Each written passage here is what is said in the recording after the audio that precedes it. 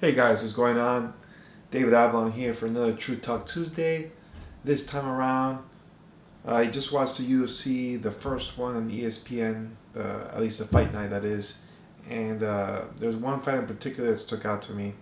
And that's why I want to talk about what I call losing gracefully, right? And I've seen it countless times throughout my career, and it's just really frustrating whenever I see an athlete allow themselves to lose. What I mean is, what I define as losing gracefully is when somebody knows they're losing and allows it to happen without fighting back. They just let the match slip through their hands. And the match in particular that I'm referring to is with Andre Fili and Myles Jury. Now, a note, I know Myles Jury. I've trained with him. I've coached him for a few months when I was at Alliance MMA back in like 2013. He's a nice guy, great fighter, but in this particular situation, left me really disappointed and upset, to be honest, because I felt that he had the tools to win, but he just wasn't executing. And if you didn't watch the match, pretty much from the onset, Andre established a really quick jab and bloodied Jury's nose within the first minute or so of the fight. And it was pretty evident that he was the faster fighter, particularly with the jab.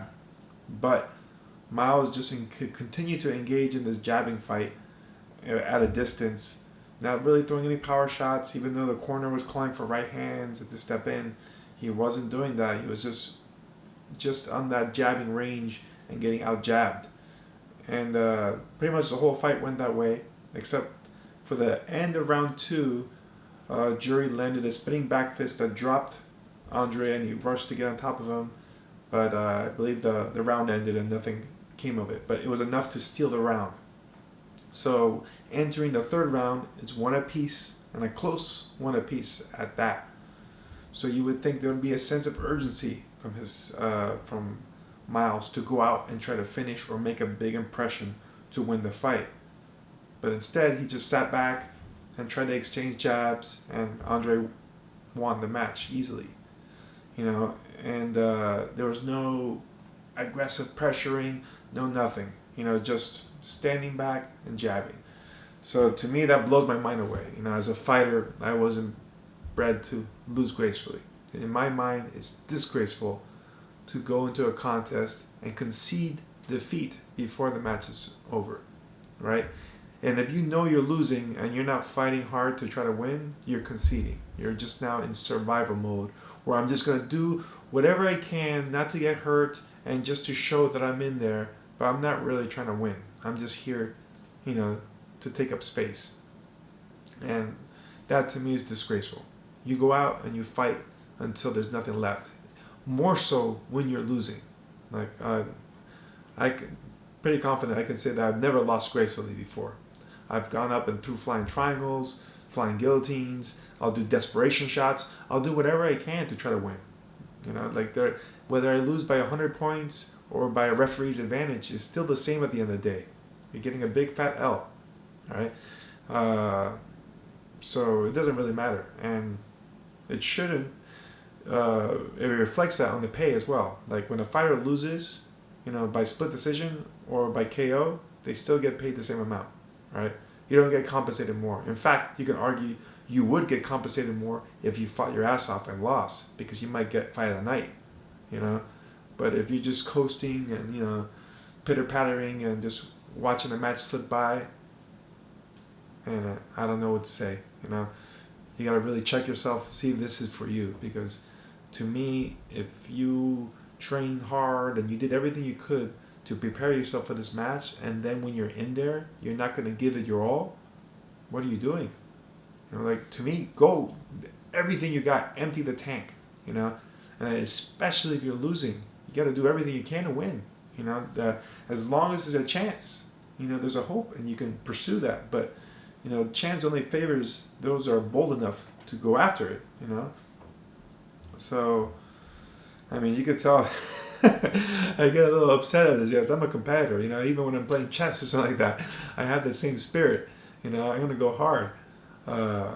So it frustrates me to see when you have someone who's very young and talented and has the tools to win, but is not pursuing it. It's to me it's a motivation problem, a focus issue, right? Like you have to be able to adjust. And it was an interesting foreshadowing by Andre Fili. He had mentioned before the fight that he felt that he had the better fight IQ. And Dominic Cruz, who's a commentator, but he's also a training partner of Myles Jury, has said he doesn't understand what that means. Everybody fights differently. And I think it's pretty obvious what it's meant by fight IQ. In my estimation, it's your decision-making abilities in a fight towards victory, right? So like, what decisions are you going to be able to make and adjust to as circumstances change in battle to acquire victory? Andre, after the fight, had said that he noticed the jab was working, so why change what isn't broke, right? Like, it's working, and he's right. He used the jab the whole time. Not a fantastic win, not exciting, but he won. He did what he came out to do, which was to get a W. But on the other side of things, Myles, should have noticed at a certain point, hey, whatever game plan we came out with is failing. We need to adjust. Either be more aggressive, start using those right hands, look for takedowns. Like, none of them went for takedowns a single time, which to me is perplexing. Myles is a jiu-jitsu black belt. I think Andre's a purple belt, so he has an advantage there. Why not at least feint it to get him to move differently so you can strike at a different angle? But he didn't do any of that. So to me that does show poor fight IQ, because you're not adjusting to differing circumstances in combat. Because I'm sure, I would hope this is not the fight that he expected. Because if he fought and prepared for this, man, you prepare for a loss, right? I'm sure he must have thought that he was going to have the upper hand in the striking or be faster, but that wasn't the case. So someone with a good fight IQ is able to adjust in combat and change. Clearly he didn't. He fought the same way the whole time. That to me does show poor fight IQ. So Andre was right in this regard. So I would always tell fighters, you always fight all the way to the end. I think a couple of weeks ago I was talking about, you don't stop fighting until the referee breaks you apart. Well, same thing here, right? Don't stop fighting until the referee or the time rings and the fight's over. Like, if you just are, a lot of people get into what I call survival mode, where, especially if they're getting beat bad, and the guy's on top of you and he's ground and pounding you, and at a certain point you have forgotten about winning, because it's just a battle to survive. So you stop taking the actions you would in order to win a contest, and you just do what you can to not get finished. And I understand, nobody wants to get hurt more than they have to, so survival is important, but you don't go into a fight to survive. You go into a fight to win. So while you might have to engage survival mode at certain points, like you got dropped, you gotta survive for a little bit to get your bearings. But once you do, now you gotta win again. So what actions are you gonna take to allow you to get to victory?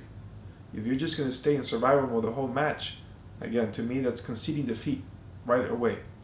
So it's worse than a cardio tap. A cardio tap's when you're too tired to keep going. So rather than, get finished or go at the end of the round, your partner just taps out like, oh, I'm too done, I'm too tired. That's pretty disgraceful in training. But this is more disgraceful in my opinion, which is you're giving up before the match is over, even though you still have the energy and the tools to keep fighting, right? So if you've done that before, I'm not gonna hate you forever, right? But don't keep doing that, right? Check yourself. You gotta know what you're getting into a fight for or to a competition for, and if you don't have enough drive or passion to follow it through all the way to the end, and like I said, maybe this is not for you, or your time's up, because you have to be able to fight to the bitter end. Take a look at a guy like Barberena. Guy's a freaking savage, and he to me defines like what I talked about the other day about being a warrior. He keeps fighting until he's going to be pretty much dead.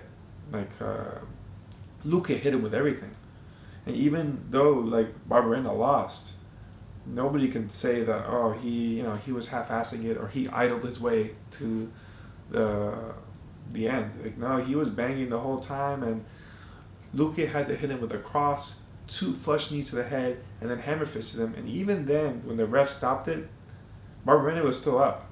But clearly, he was done, or he didn't need to take any more damage. He would have probably had more long-term issues than he currently has. But that's the type of person that you have to be, or that you want to be. You want to be somebody that there's no stopping you. You have to be killed before you're going to quit, right? And when you're close to defeat, you're not showing that. You're showing the opposite, that you're easy to break. So don't be that guy. Be the person that's a warrior. That's what we look up to. That's what we strive to be. And those are the type of people that in the long run get results. So let me know what you think. Am I over? Did I cross the line? Or am I on point? Go ahead below and share your comments with me. I'd love to engage in conversation with you guys. And just as a further note, if you guys ever have any questions, or you have topics that you want to talk about with me, or you want me to address, feel free to message me, right?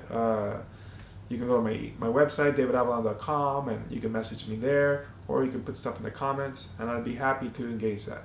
Again, the more stuff you guys give me, the easier it is to get up here and talk to you. All right? Well, I hope you guys have a wonderful day, and see you next week.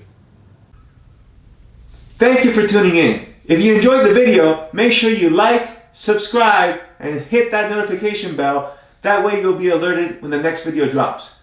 Now, if you want to get more videos like this on a daily basis, go and visit my membership site at ffacoach.com. We have online video curriculums, our daily videos, and you can get bonus courses like the Kimura Trap system for free when you enroll today. So go ahead and help support the channel and visit today.